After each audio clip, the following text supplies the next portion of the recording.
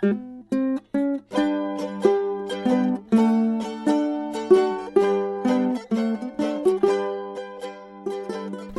to Just Say This, the place to get all the help you need for the Birds and Bees Talks. I'm your host, Amy Lang. Just a quick reminder, this show is for grown-ups because I'll be swearing. There'll be lots of swears, and then I'll also be talking about grown-up sex. I can guarantee that your kids do not want to listen to this, and they really don't want to listen to it with you. You've been warned. Do you have a question for me? Please give me a call. The phone number is 206-926-1522, 206-926-1522, and I will answer on the show. And if you have a funny sex talk story, please call in those as well, 206-926-1522. Thanks. It's time for your weekly chirp. What's a chirp? It's a script. I'll be picking one topic every other week and give you a script. So are they going to be perfect? Oh my God, no. And if you don't like it or you have a real problem with it and you feel like you need to let me know, please don't be a dick about it. They're not going to be perfect. So you need to tweak the language to suit your family. The next thing is this. Is it going to get the ball rolling? That's the goal. I'm going to give you one little thing to talk to your kids about and you can get at it.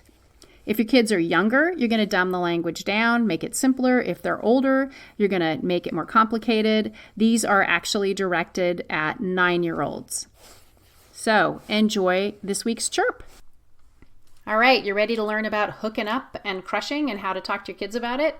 This chirp is actually something special. It is part of my Solution Center, and once a month I do something that I like to call Hump Day Half Hour, where I teach about a topic for about 10 minutes and then do open Q&A from the attendees. And you can only do this with me if you're a member of the Solution Center. Anyway, so I thought it would be fun to share this with you. It is a little raw and uncut, and I hope you enjoy it. And we were only going to talk about hooking up, and then somebody asked about crushes, and we were off and running. So enjoy. All right. Hey, everybody. Welcome to Hump Day Half Hour. We're going to be talking about hooking up, which might seem a little premature if you have younger kids, but one of the things I've been doing is, in order to kind of figure out my hump days, I've been scrolling through my new book that I'm working on, and it's all scripts. And so I landed on hooking up. And I think that the reason that it's important to get this in your head is because it helps when you're getting into more detailed conversations about sex for pleasure.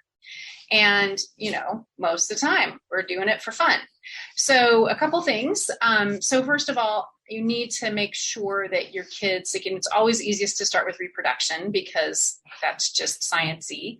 And part of that conversation is to say that people have sex and do sexual things because it feels good, and establishing that. And then establishing that the first times, the time that people become sexual and do sexual things or actually have sex, how important it is to, ideally, be in love with their partner and trust their partner and be able to communicate with their partner about, birth control if it's on the table, their boundaries, have a really good sense of consent. And so they start their sex lives on a positive note, understanding that this is my belief is that how we got going in the first place just is a kind of a template for how the rest of everything else turns out. And, some of us had great experiences. Most of us had meh experiences. And when we are looking and helping our kids, I wanted Milo to feel like I wanted him to be in love. I wanted him to have he's straight, have a partner that he respected and knew how to get birth control, and that they were open and would talk with me, and they did. And they're actually pretty funny about it. So anyway, that's the main thing, right? We want to launch them.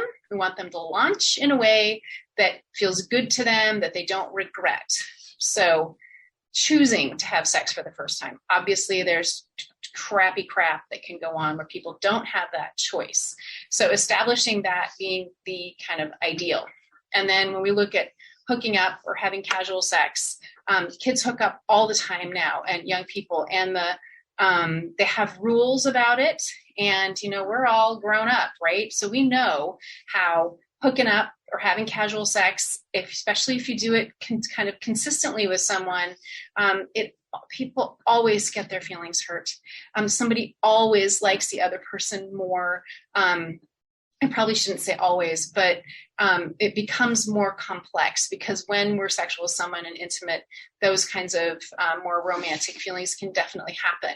So it gets complicated. And so when you're talking with your kiddos, as they get to be probably, I'm going to say like 10, 11, they're going to have this better sense that people have sex just because they want to have sex. It feels good to their bodies.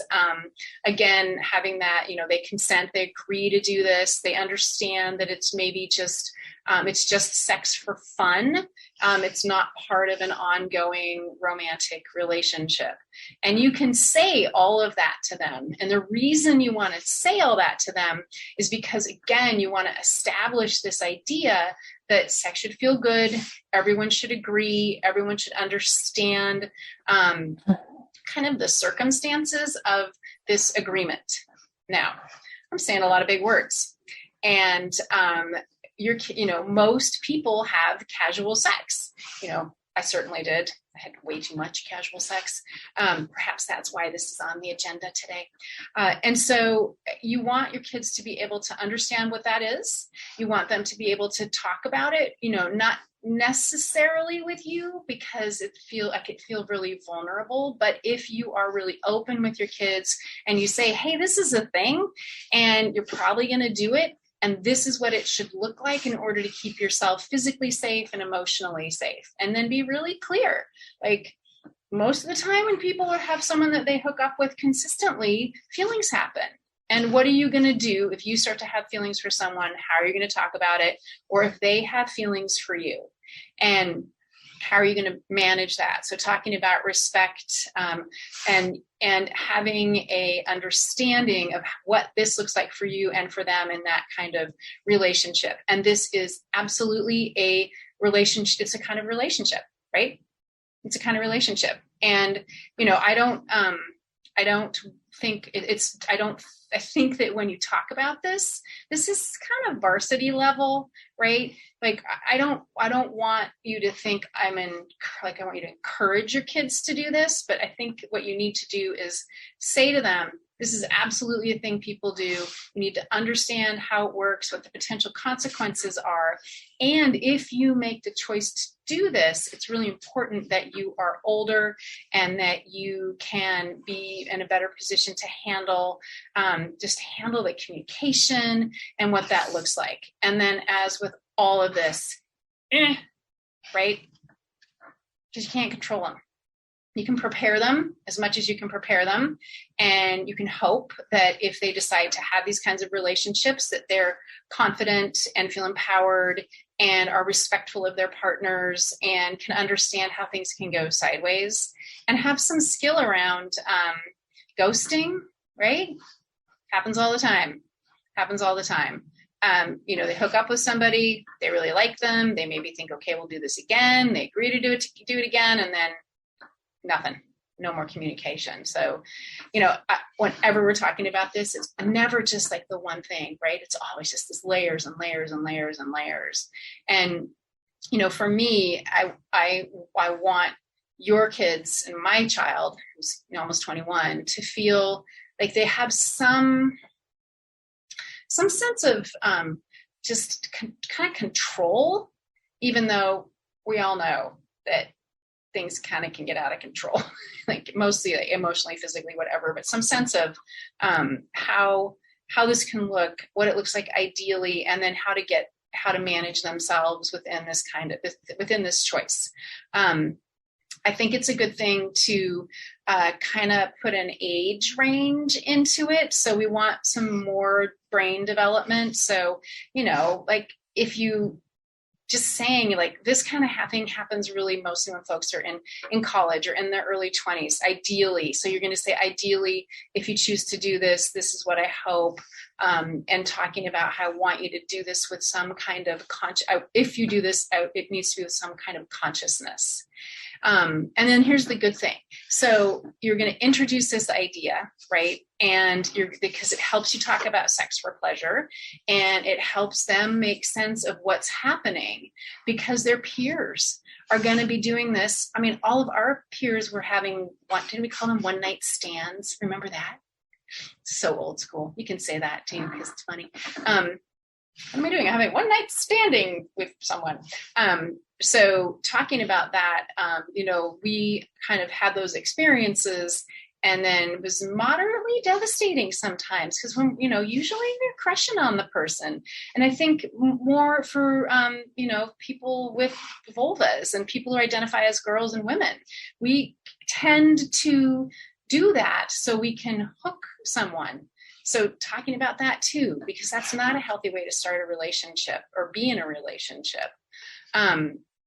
So yeah, those are my thoughts.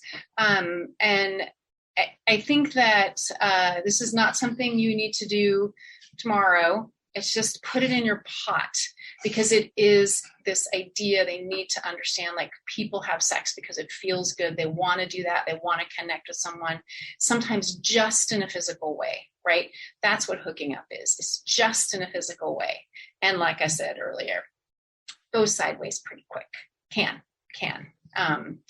And then watch movies with them when they're, in middle school that has hooking up and devastation, which is making me sound like I'm not a sex positive person. I just think when it comes to kids, they need a slice of reality around this so they go into it having a better understanding than, I certainly did. And then, I'm guessing that y'all probably didn't have this like great idea because we're watching our peers, right? I was watching my peers. It wasn't a big deal, but then their heart would get broken. And so I'd do it and I'd be like, oh yeah, I really liked them. And now what? Because it was kind of over or whatever. And, lots of times it was a good thing. It didn't work out. But so that's what I was just thinking about, talking about hooking up. It's definitely a thing, right? We all know it's a thing, and they need to know what it is and your values about it and how to manage it if they decide to do that. So there you go. Hooking up. Ta-da. They talk for 10 minutes on hooking up. Oh, I did pretty good. So what do you think? Do you have questions? Anything that comes to mind or anything you want to add? And you can put it in the chat and I can just read it if you want to be, quiet. And hi, Therese. It's nice to see your cute face. Any thoughts? And I'm drinking a Coke because I'm a grown-up, by the way. Don't judge. It could be a beer. Uh-oh. Not right now. Yeah, go ahead. I mean, I would just say, you're pretty much saying, we just want to let them know it's totally normal. And so that it's not like a shame thing or, because of course we all get labeled as hussies and sluts and all those nice words. Yeah. And talking about that, right? Like a guy who hooks up, they're still seen as a slut, right? It's this conquest thing. And, for folks who aren't straight, it's a little different. There tends to be a little more, kind of grace and equality around that in some ways, not in the kind of same way where it is for straight folks. It's domination thing. And that's not ever going to kind of go away, but it looks differently. So having that conversation, right? And how it's so wrong. Like women have a right to be sexual and have a right to have casual sex. I might not say that way, but we have a right to do that and express our sexuality with whomever we want to. Consent. Right. So right. And we're not bad people for it. And we're not. Yeah. Mm-mm. Yeah. Mm-mm. Not at all. Not at all. Yeah. It's a natural desire to just want to do it for fun and not have that connection. And it's not for everyone, right? Like some folks just aren't wired that way. And some folks are, right? Yeah. I had a friend. She never did one night stands. Yeah. She's not into that. Me too. Yeah. I did it four or so. We're good. Right. I know it's like, oh, Amy's look what Amy does for work. Yeah, and I think also helping them support their friends, right? So one of the things about being a really good advocate and communicator with your kiddos about this stuff is that there is a trickle down. So if your child is able to say to their friend who hooked up with somebody and then, or is thinking about hooking up with somebody, they're going to have a better like, yeah, okay, what are you thinking about this? What's your plan? What happens if you get feelings for them? Do you already have feelings for them? Probably not going to work out. And being there for them in that way. And then on the reverse side, making sure that we are talking with our people with penises in the same way, right? Because they have feelings and they need to understand the impact and make be prepared to make kind of a more conscious choice around that. And even if it's just for themselves, right? Even if they just think about, what does this mean to me? How do I want to, oh, here's this thing that's on the table, right? Oh, right. I know about this. How am I going to manage this? Do I want to do this? What are the consequences for me personally and for that person? So yeah, it's kind of a big one, I think. And we don't talk about it. We don't talk about it. And we need to. Our kids need to know this. And again, not with your 6-year-old. Just people have sex because it feels good to their grown-up bodies. Someday you'll be interested in this, most likely. We'll be talking about it. So you feel good about your decisions. Boom. I'm in the end. So there's the hooking up rant. And then there's the best part of, my favorite part of Hump Day is just open it up to, if you have other questions that are not necessarily related to the main topic, but if there's anything that you're struggling with or curious about, it's always super helpful to everybody else who's watching later, because you'll talk about something that somebody hasn't thought about, right? And then boom, look at us, educating. Takes a village, takes a hive, right? Why not use all the euphemisms? Takes a wasp's nest. No, not at all. And again, if you want to just pop in the chat, that's cool too, because I know there's only a couple of you. Yeah, anything else? Have you broached the sex for pleasure? Oh, hey, hi. Sorry, I'm driving, but I'm here. And I think you were just going to ask about that if we had talked about broached the sex topic. And I have an 11-year-old. And I have a lot. She's very, very interested and super boy crazy. So I am, just nervous about, about all of that. So I am listening. I am tuned in to everything you say. Okay. So you drive, I'll talk. Eyes on the road. Thank you. Okay. So that's a really good thing that you're saying, is because everybody's wired differently. And so sometimes kiddos are very boy crazy, girl crazy, crazy, really interested. And I think that the good thing about that is oftentimes they're very open about it. So it sounds like she is talking about it, and which is super good, frankly, in some ways of her, and the fact that you talk about it with her, it makes her safer, and gives you these great opportunities to point out, like, okay, when she's boy crazy, like, what do you like about them, right? You want to focus on that friendship piece, right? Because that is fundamental to having a healthy relationship. So what do you like about them? What kinds of things do they like to do? Could you imagine hanging out with them sometime? See what she does. Because even if she's like, oh my God, no, I could never, you're still planting, right? We're still planting seeds. And with someone like, have you talked about sex for pleasure? Like, does she know that that's the main reason people get busy? Yeah, I'm not sure that she knows quite yet that it's the main reason, but I have said, people just have sex just because they want to. I have broached it, but I don't think that she knows that it's the main reason. Yeah. So you might add that in, at 11, she's still in that space where it probably sounds pretty gross, which is great. Or not, right? Yeah, sure. My guess is she's probably more interested. Like it's this kind of combination of interested in the romance and then those feelings in her body when she thinks about that kid. So I think that you should say that to her, like, hey, you're super crusher, and here's kind of what's going on when people have crushes. They're really interested in that person and find them attractive in all kinds of different ways, and it can make you feel really good in your body and then maybe some in your heart. And then I would say to her, this is super normal and common, but lots of times with crushes, the crushing goes away as you get to know the person. So when you have a crush on someone, it's really important to pay attention to that. And also, oftentimes people aren't crushing back. And that can be really hard, right? Because you have a crush on someone and then they aren't crushing back. People can be mean. Kids talk, right? If she had anybody say, oh, if they've done the go-between, if there's been any go-between. Oh, yeah.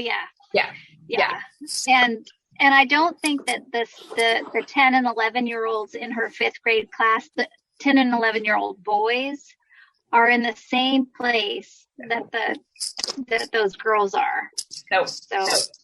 They're not really having crushes. Yeah, they're about 2 years behind.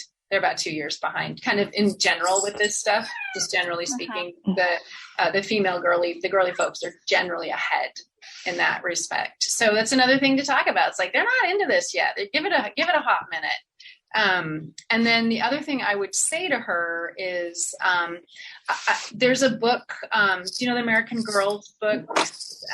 So I think they have a book that's like the second one. All about boys.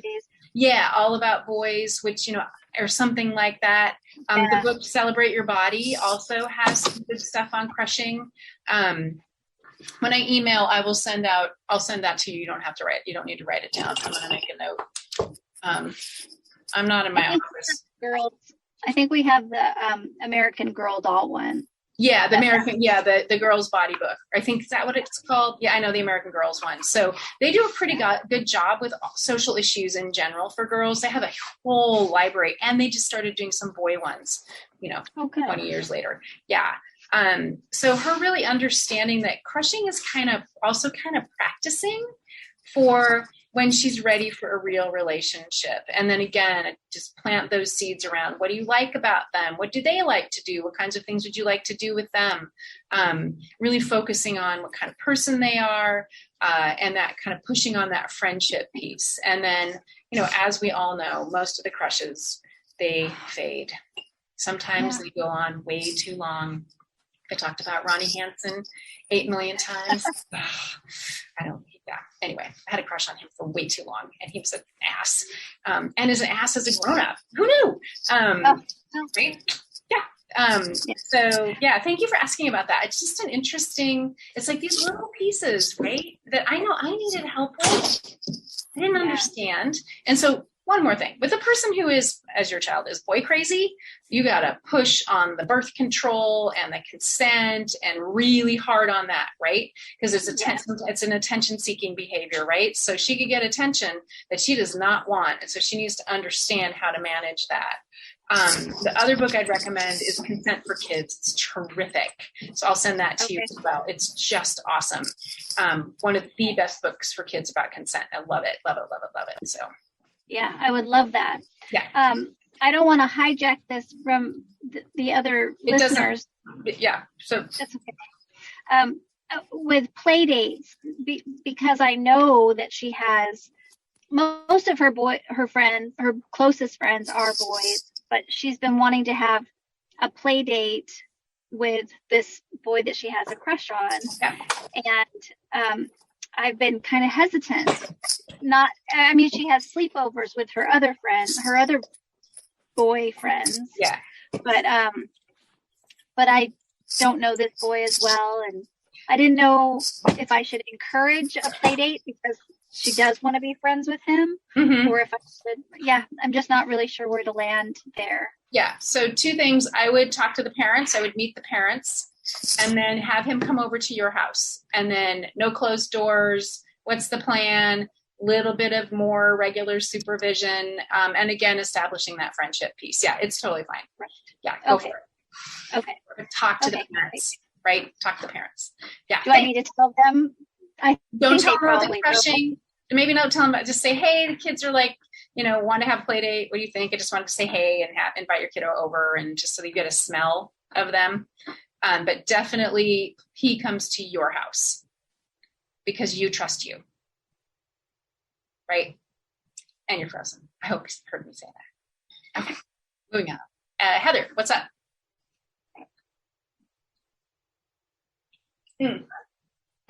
So much. Let's see. Thank you so much. Going to start driving. Okay, Heather. All right. Let me check my time because I don't want to be, a time pig. Anyway, crushing, super important to talk about. I think I just did a podcast episode where I just talked about crushes really briefly, just to give a little more information. Friendship. Got to push on that. Okay. Anything else? I don't look like it. Okay. I have no idea what the next quickie is, but when you get your recording, it'll be on there, or your next hump day. So thanks everybody for showing up. And if you're watching me recorded, if you have questions, feel free to just send me an email back and we can chat about them. And if you have something that you want me to cover, tell me, because I'm happy to change up the hump days. It's easy peasy, or do a double or something like that. All right. Have a great day. See you later.